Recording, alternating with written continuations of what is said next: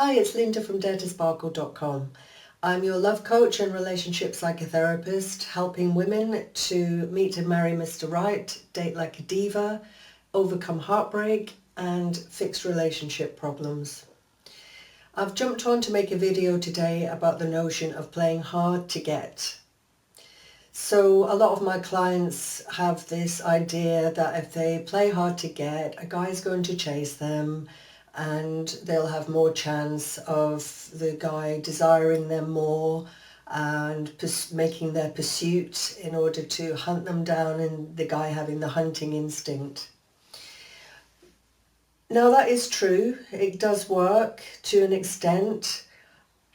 The problem is that sometimes we misunderstand what playing hard to get actually means, and guys are obviously not stupid. They know when this game is being played, and so I want to just clarify what it means to play hard to get and what you can do to tweak your behaviour that still gets the job done, where you're not being overly pushy, turning a guy off, and yet you're still being kind of cool and, igniting his desire and the hunt and the chase a little bit.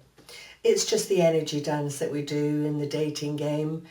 And so there are a few tips that I'm going to give you in order to do the playing hard to go correctly.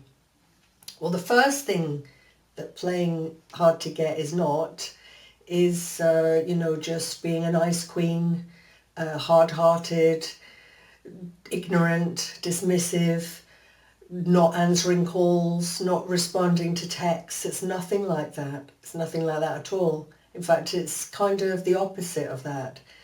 Although we don't want to be readily available as somebody snaps their fingers and we jump, oh yes, I'm ready for a day, yes, when do you want to meet?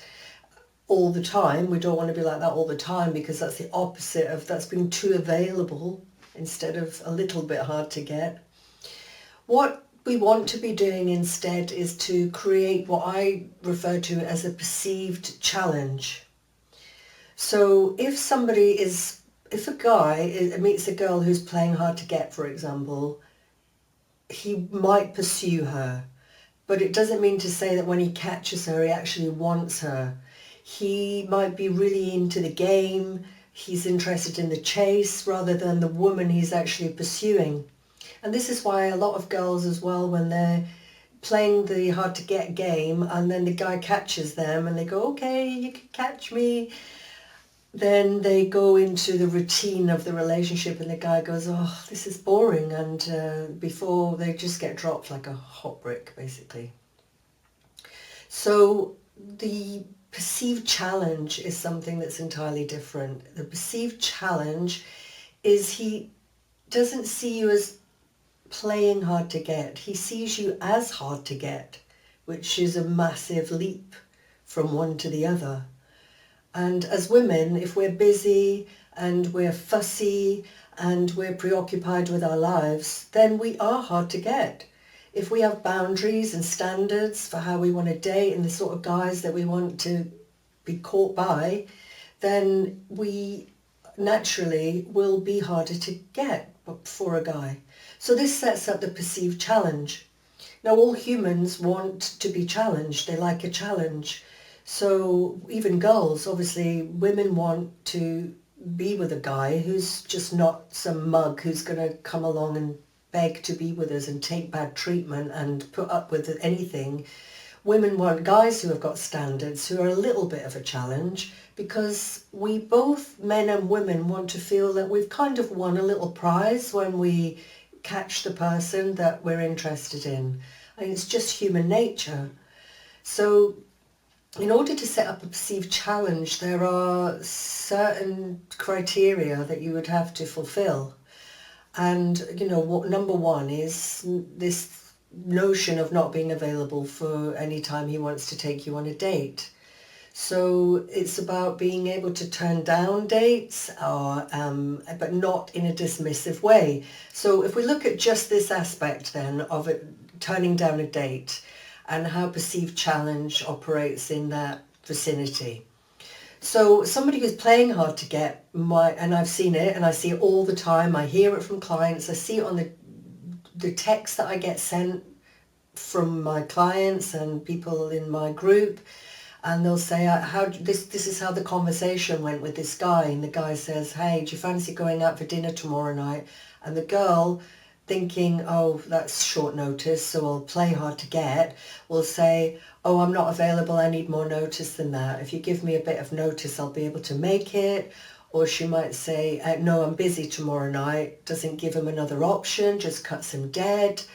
That type of thing. So the guy's now thinking, after a few times of trying, might come to the conclusion that she is playing games, or she's just too high maintenance, or whatever he thinks. It's kind of a bit of a turn off for a guy.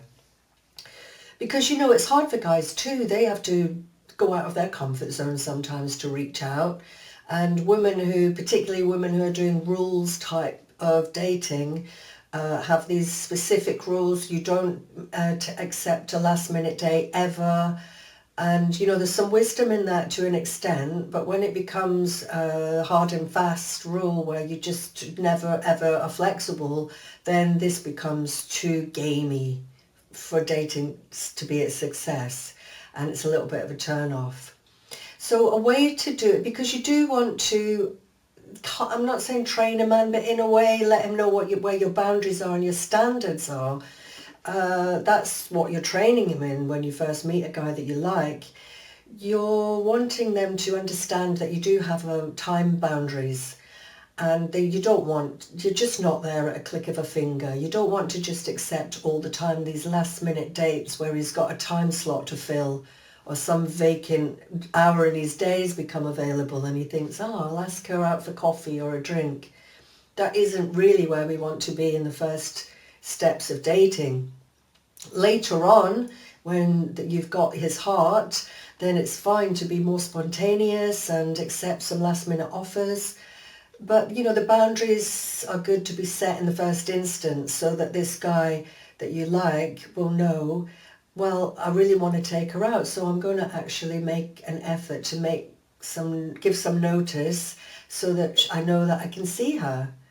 So one way of doing this then is to go into more feminine energy, not into the game playing, analytical, masculine energy. Oh, I should say this, I've got to refuse. Not that type of energy. Into the feminine energy, which is about your boundaries, your standards, the times that you respect your own time, and you expect others to also respect it. So the way of doing that is using more feminine language with an open heart, being more open, more flexible, more fluid.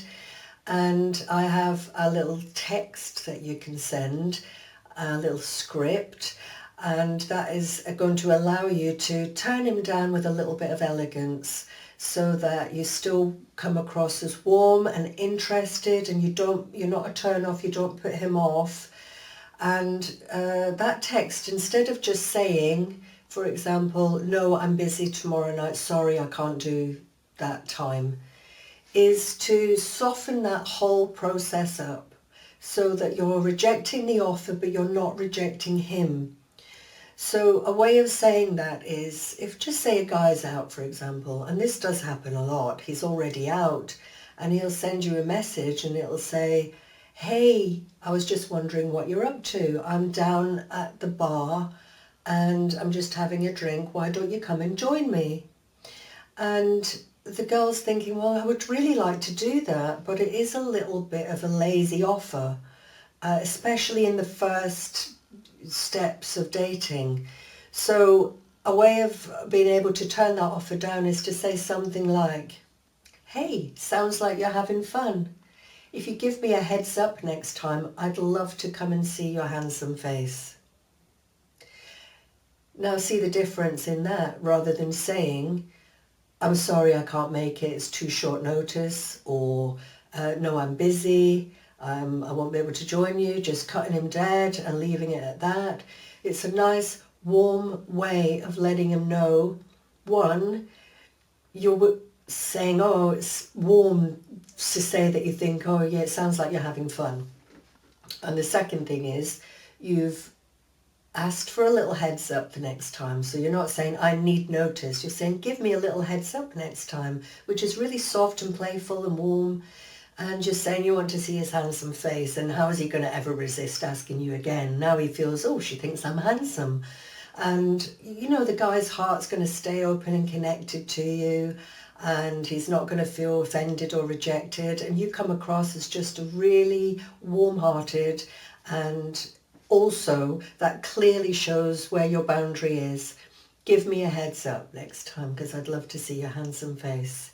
It's just a sweet way of refusing that offer, showing him your standard. You're not playing games. You're not playing it cool. You're being cool. You are cool. You've got things to do. You can't just go boom, run along to a bar to meet a guy. So this is one of the ways of creating the perception in his mind of a little challenge. You're a challenge. You're not easily won over with a little lazy offer of joining him in a bar that he's already there, hasn't thought about you beforehand. You're no afterthought. So it's a way of getting him to, in future, know that you're now a little challenge, to spark a little more desire in him. And this is part of a whole attraction formula that I have, that I teach my clients. And the perceived challenge is just one part of that little love potion. And over in my programs, I show you the whole attraction formula. And one of the e-guides that I've got, one of my manuals, is the Texting Secrets for Women, where I've got over 200 of those texts, plus a whole section on how to be high value, high standard woman that a man is going to start desiring and pursuing. And we definitely aren't going to be talking about playing anything cool. We're going to be being cool, and we're going to have all these words and scripts that you can just cut and paste anytime a guy gives you a date offer and you're not sure how to stay high standard and make his perceived value of you increase. So you can go over there and check that out over on my website at www.daretosparkle.com. And in the meantime, I've got 7 free brilliant texts that you can use, and I'm giving those away for free. You can find those on my website, and I'll leave a link below, and just grab those, and then you'll get a little taster. These texts are ones that will allow you to become more flirtatious and stay in your feminine energy, and there's some little nuggets of gold in there that will get you going tonight, if you want, into reaching out to your guy to give him a little taste of your beautiful, feminine, flirty energy. And I wish you luck with that. So this has been Linda for daretosparkle.com, and I'll see you on the other side. Bye-bye.